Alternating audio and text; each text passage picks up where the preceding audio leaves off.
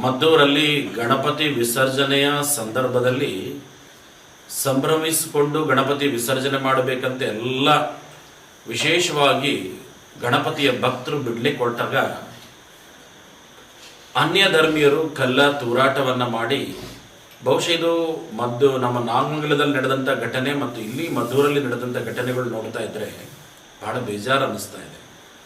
ನಾವು ನಮ್ಮ ದೇಶದಲ್ಲಿದ್ದೀವ ಇಲ್ಲ ಬೇರೆ ದೇಶದಲ್ಲಿದ್ದೀವ ಅಂತ ಯಕ್ಷ ಪ್ರಶ್ನೆ ಮಾಡ್ಕೋಬೇಕಾಗಿದೆ. ಒಂದಾನೊಂದು ಕಾಲ ಕಾಶ್ಮೀರ ಇತ್ತಲ್ಲ, ಆ ಸ್ಥಿತಿಗೆ ನಾವೆಲ್ಲರೂ ಹೋಗ್ಬಿಡ್ತೀವನೋ ಅಂತ ಯೋಚನೆ ಮಾಡಬೇಕಾಗಿದೆ. ಭಾರತೀಯ ಹಿಂದೂ ಧರ್ಮದವರು ಎಚ್ಚರಗೊಳ್ಳಿಲ್ಲ ಅಂತಂದ್ರೆ ಮುಂದಿನ ದಿನಮಾನಗಳು ಕಾಶ್ಮೀರನ್ನ ಹಿಂದೆ ನೋಡಿದ್ರಲ್ಲ ಆ ಸ್ಥಿತಿಗೆ ಹೋಗೋದ್ರಲ್ಲಿ ಯಾವುದೇ ಸಂಶಯ ಇಲ್ಲ.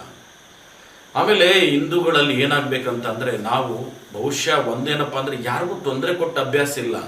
ಎಲ್ಲಾದ್ರೂ ಕೇಳಿದೀವ ಹಿಂದೂಗಳು ಹೋಗಿ ಬಾಂಬ್ ಹಾಕಿರೋರು ಎಲ್ಲರೂ ಕೇಳಿದೀವ? ಹಿಂದೂಗಳು ಬೇರೆ ದೇಶದ ನಾಶ ಮಾಡಿರೋದು ಎಲ್ಲರೂ ಕೇಳಿದೀವ? ಹಿಂದೂಗಳು ಬೇರೆಯವರಿಗೆ ತೊಂದರೆ ಕೊಡೋ ಅಭ್ಯಾಸ ಇಲ್ಲ, ಬೇರೆಯವ್ರಿಗೆ ಸಹಾಯ ಮಾಡೋ ಒಂದು ಅವಕಾಶ ಇದೆ.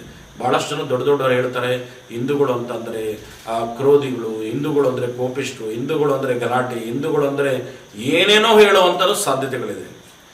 ಹಿಂದೂಗಳು ಅನ್ನೋದು ಈ ಭಾರತ ದೇಶದಲ್ಲಿದ್ರೆ ಮಹಾನ್ ಭಾವರೇ, ದೊಡ್ಡ ದೊಡ್ಡವರೇ, ನಾಯಕರೇ, ಅನೇಕ ಮಠಾಧಿಪತಿಗಳೇ ಮಾತಾಡ್ತಿರಲ್ಲ, ನಿಮಗೆ ಹಿಂದೂ ರಾಷ್ಟ್ರ ಬಗ್ಗೆ ಬಹುಶಃ ಹಿಂಗಿರ್ಲಿಲ್ಲ ಅಂತಂದ್ರೆ ದೇಶ ವಿಭಜನೆ ಆದಾಗ ಪಾಕಿಸ್ತಾನಕ್ಕೆ ಹೋಗಿ ಅಂದಾಗ್ಲೂ ಹೋಗದೆ ನಮ್ಮ ದೇಶದಲ್ಲಿ ಇರ್ತೀವಿ ಅಂದ್ರೆ ಬನ್ನಿ ಅಂತ ಒಪ್ಕೊಂಡವ್ರು ಕಣ್ರಿ ಹಿಂದೂಗಳು.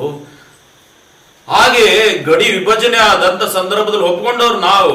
ಹಾಗೆ ಗಡಿಯಿಂದ ಕಾಯ್ತಾ ಇದ್ದಂತ ಇನ್ನೊಂದು ಸಮಾಜದವರಿಗೆ, ಕಣ್ಣೀರಾಗ್ತಿರೋರಿಗೆ ಬನ್ನಿ ನಮ್ಮ ದೇಶದಲ್ಲಿ ಆಶ್ರಯ ಕೊಡ್ತೀವಿ ಅಂತ ಕೊಟ್ಟವ್ರು ಕಣ್ರಿ ನಾವು.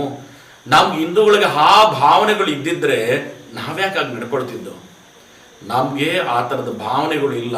ಆದ್ರೆ ನೀವು ಬಹುಶಃ ಈ ರಾಷ್ಟ್ರದ ಭಾರತೀಯ ಒಂದು ಗಿರಿಮೆ ಮತ್ತು ಭೂಮಿಯಲ್ಲಿದ್ದು ಹಾಗೆಲ್ಲ ಮಾತಾಡಬಾರ್ದು.